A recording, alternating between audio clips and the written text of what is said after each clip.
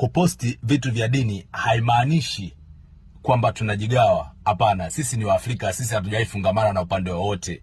Wakiongelea kuhusu dini, dini zimetoka huku. Yani sisi ndo dini yenyewe.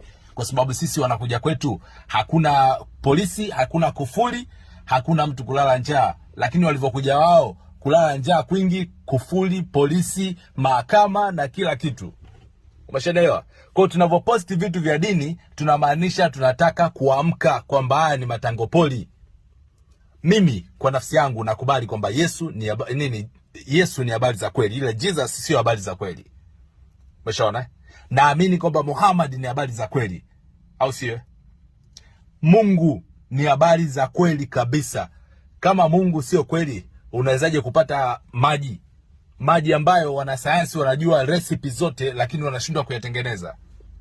Unawezaje kupata jiwe kusimama juu ya jiwe kule Mwanza? Hiyo ni ishara kwamba Mungu yupo. Na naamini Mungu, sio naamini, najua Mungu yupo. Yani lazima kuna ile supernatural power moja ndio hiyo ambayo inaitwa Mungu. Umeshaelewa? Kwa hiyo tunavoweka mleni post za dini, lengo ni kuchanganuana akili, tusikae kifala